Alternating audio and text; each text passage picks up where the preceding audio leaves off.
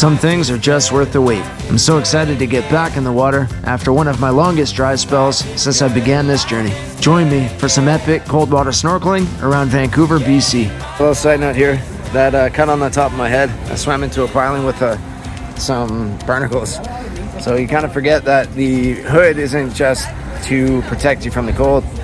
It's also in case you're dumb and don't look ahead. I was scared there for a minute. The visibility was not looking good, but I can see the bottom right there. It's looking clear. Gonna dive at the White Rock Pier today. Meeting up with Clayton, Aaron, and I think a few more people. We'll see what happens though.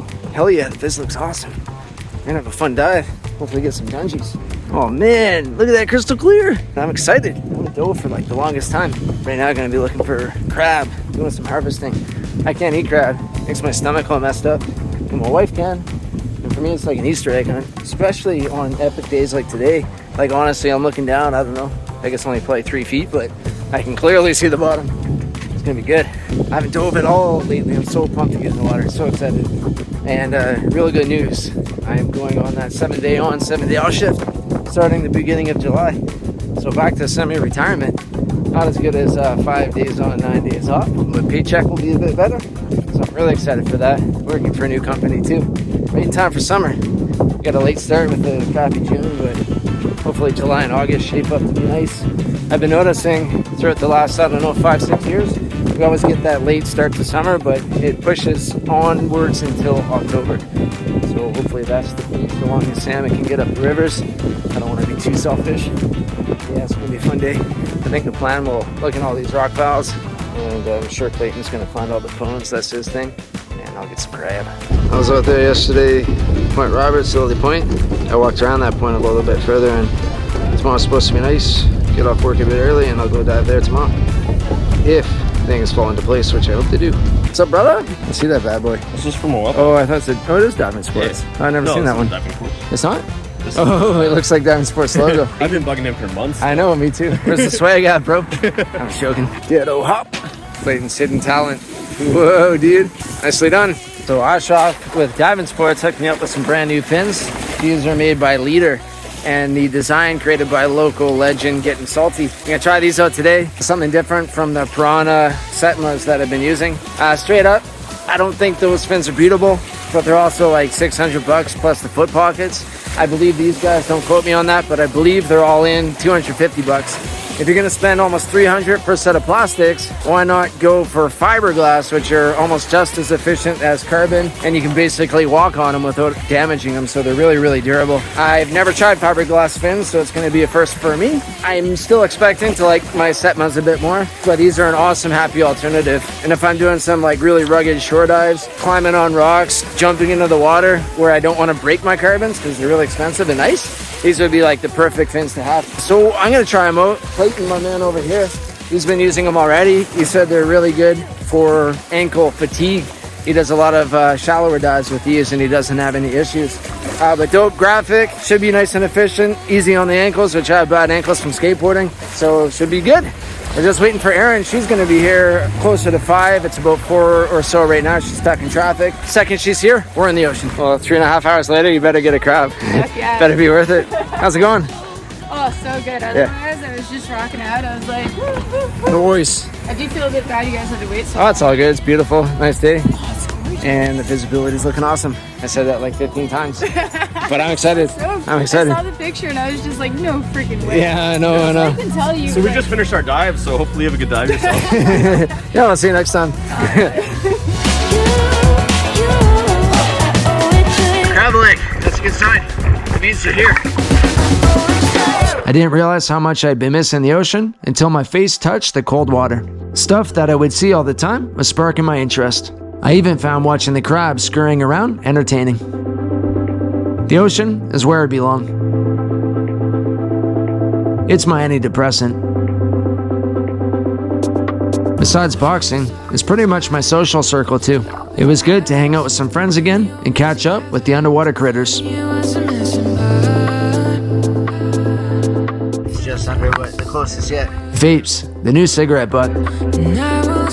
We were pretty blown away when we checked out the pier. I've dove here a few times in the past, and although the dives were awesome, this one took the spot to a whole new level.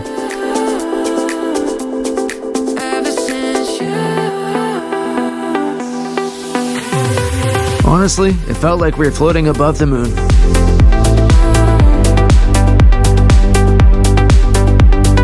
I told you Clayton would find all the phones.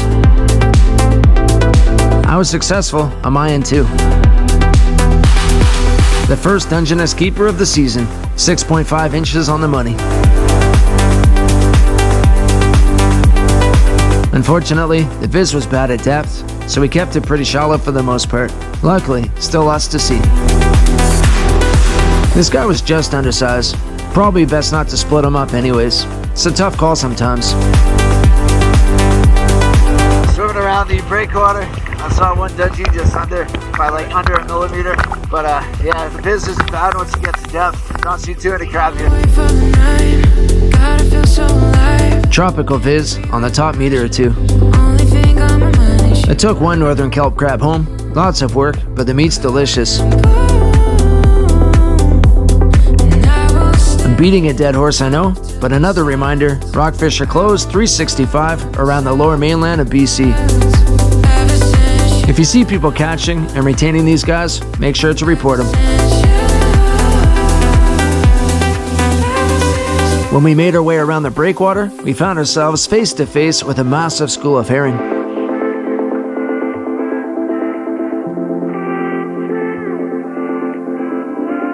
It was an unbelievable surprise that had us all stunned with amazement.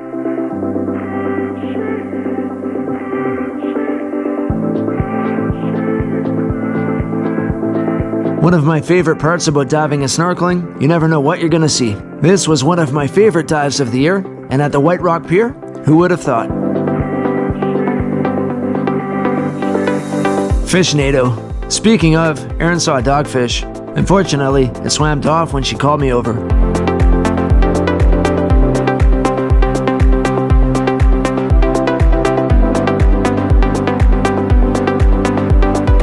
We exceeded our parking time as a result of this school. Thankfully, no one got ticketed. It would have been worth it though.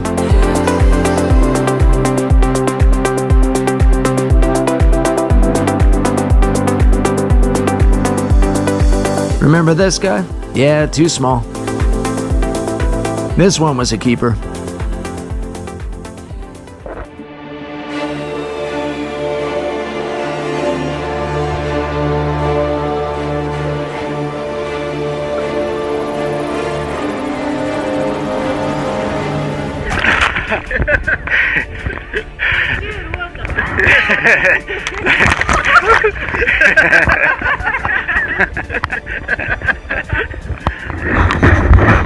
Lots to do with wildlife. That's funny though.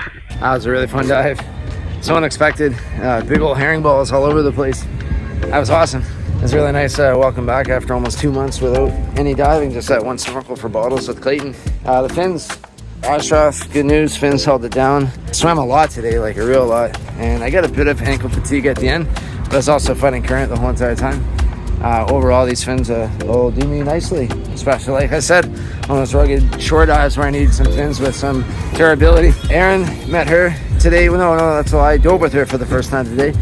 We've been chatting back and forth, so it was really nice to get in the water. Always good to hang out with Clayton as well. He found like 3 phones. Like 3 phones, one had an ID on it, one looked brand new, the other pretty mangled. I got 1 dungey, 3 red rock, and a kelp crab, so pretty much got my limit. I found 2 red rock. Clayton gave me one of his. Thanks, Clayton. But yeah, White Rock, probably the best snorkeling in the lower mainland of British Columbia. I'd say by far. It's like my favorite spot to snorkel. I don't want to call it diving because it's really shallow, but that was a good time. Thanks again, Erin. No problem. It's really nice to finally dive with you. Yeah, same. That was really fun. Thanks, Clayton. Cheers, as always. Yeah, and let me know what you find with these phones. Killer. All right, well, hopefully snorkeling again tomorrow on Point Roberts. Fingers crossed. Yeah. Peace and love, everybody. Day 2, just like that, here in beautiful Point Roberts. About a few miles on a beautiful site. It's actually the site that inspired me to buy a snorkeling mask in 2013. And slowly progressed into freediving from there. So I owe this view here a lot. 2013, that's when I first went up north and was on a rotation. 23 days on, 12 days off. Had a lot of time off, bought my first vehicle, came down to Point Roberts, started exploring a bunch, and I saw that crystal clear water, and I'm like, hell yeah, I'm gonna grab a snorkeling mask. Took me a while to figure out that there was such thing as an open cell wetsuit, and then I really lit a fire and jumped into the ocean every day. The rest is history. But I'm gonna go diving, well I should say snorkeling around Point Roberts. Gonna check out a new spot I walked through the other day. Didn't have my dive gear with me, but looked promising. It's low tide right now. Damn, that is a gorgeous view. Check it out. Look at all these eagles. I see like 1, 2, 3. There's like honestly like 100 bald eagles out there. Low tide right now, so usually you can snorkel all in through that area and it's gorgeous. But you can see the Strait of Georgia, White Rock over there. Actually, for that matter, I was diving like right there yesterday. I got this view on camera from the White Rock Pier. Not only is Lily Point one of my favorite places to snorkel, it's also just one of my favorite places to be. I come for runs here quite often. It's a good place to just chill on the beach, clear my mind, watch the waves roll by, tide come in and out. It's so peaceful. People have no idea what this stuff means to me, just being out in Mother Nature. Actually, I guess if you watch my channel, then you probably do have an idea. I hope this landscape is preserved for my children. Oh yeah, sunshine time. I'm pretty lucky I don't burn that much. I don't have any sunscreen with me. Got a pretty decent tan. Some people, they hit the sun and boom, red as a lobster. It's hard to tell, but there's a rocky shoal that extends way out to a marker way over there. It's hard to see the marker. I'll show you on Google Maps. But it's rocky. It looks promising snorkeling all the way out there, but that's a swim and a half, like probably a kilometer away. So it'd be a better spot for a boat, which I would like to bring down here one day, maybe even kayak out there. The current can get a bit strong running past this peninsula because it all flows again through the Strait of Georgia.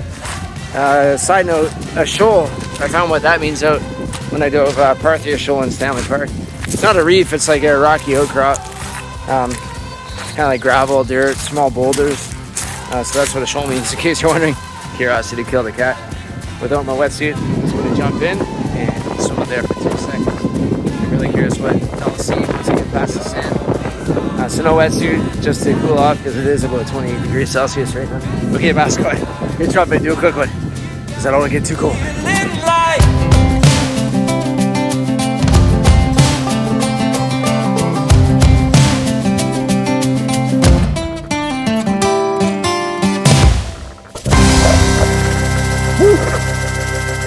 I looked down at my phone, and this guy's right on the screen. Must have been on my backpack and crawled on. Cool looking caterpillar. Probably invasive. That water was cold. I don't know what it is, but if I don't have a wetsuit on, and I'm by myself, especially if I'm by myself, I feel really vulnerable in the water. So I got out there and I was a bit cold, but his water just creaked out. So I'm gonna wait till I get to my spot and throw my wetsuit on and do it proper. I'm just gonna hang out with my little buddy for now. Little caterpillar, kitty. One of the crazy things about Point Roberts is the whole entire coastline is just eroding. Every time I look at all these sand cliffs, they're just continuously caving in. It's actually really sad because you gotta wonder what this coast will look like in another 10 years. And that's it, I've only really been coming down to this coast for 10 years and it's changed a lot. I wonder what it looked like 50 years ago, 100 years ago, 1,000 years ago. The problem is a lot of clear cutting took place on the coast to make room for these homes that have these beautiful waterfront views, but they're gonna lose their property pretty soon because their whole entire property line's eroding. It's crazy. And then all the wood that you see on the shoreline, yeah, wood is natural, but a lot of it comes from the logging industry. So these logs come up on the shore, and then the waves come, and it's just like a big meat grinder, just destroying the inner tidal zones. So you get the erosion from the trees being cut down up on the bluff, and then at the shoreline you get the erosion from all the logs that get away from the log booms. It's like a double whammy. You can look at all the lumber that you see on the side of the beach as pollution from an industry that destroys a lot of habitat too. But then again, you can call me a hypocrite because I just bought some lumber for some deck repairs that I'm doing right now. We all use wood. It's just the old growth, and past logging just hasn't been done very sustainably. No real thought for the future. Check this out. It's a piece of agate. I call it a natural sea glass. Now you can polish that stuff up and it looks real nice. It's also transparent. It's a pretty good find. Trash.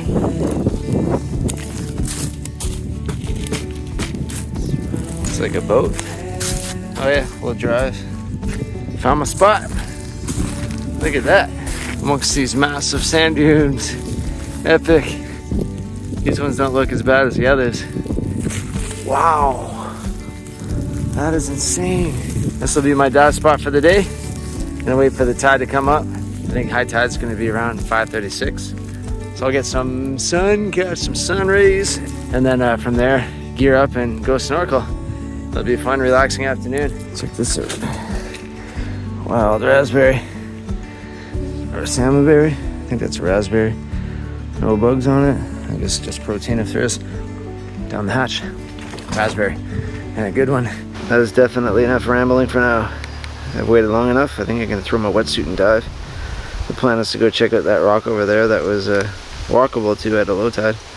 But all this whole area, the viz is looking a bit green, but I think it's going to be good. Either way, check it off the list. This is down the road. Dive out there one day. I was looking around trying to figure out what I did with my mask and snorkel. Yeah, fell for it again.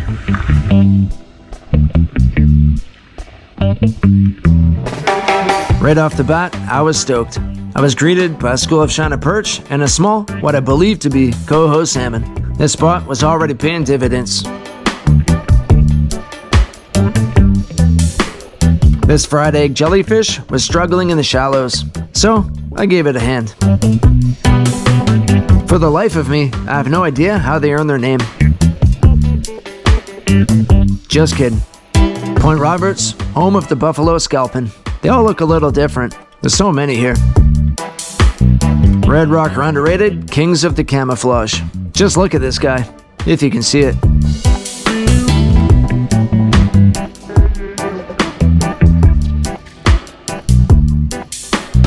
This gray scalping was looking a little hungry. I don't think it's a vegetarian. Lots of crab here, but I opted out of a US fishing license this season. Still not too late to change my mind.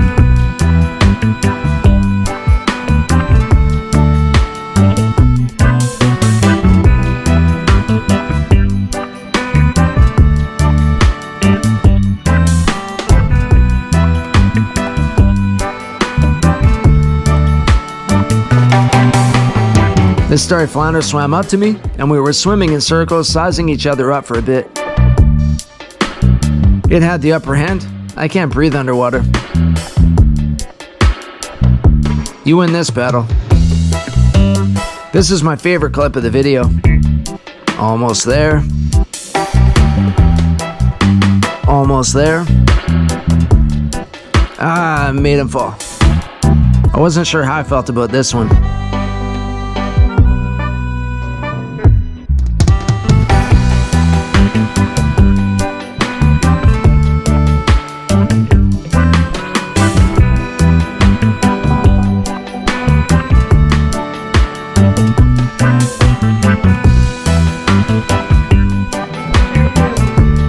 Now you see me?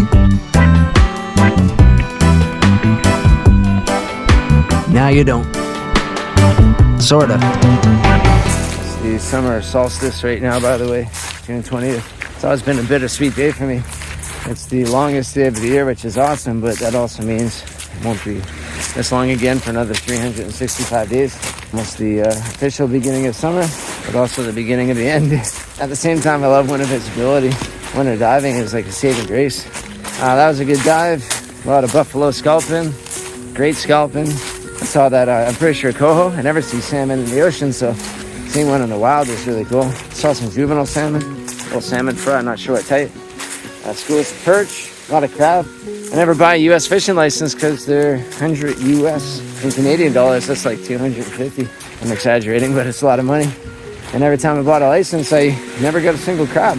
But out here, there's a lot of red rock. In Washington State, you're allowed 5 Dungeness, 5 red rocks, so the two are separate from each other.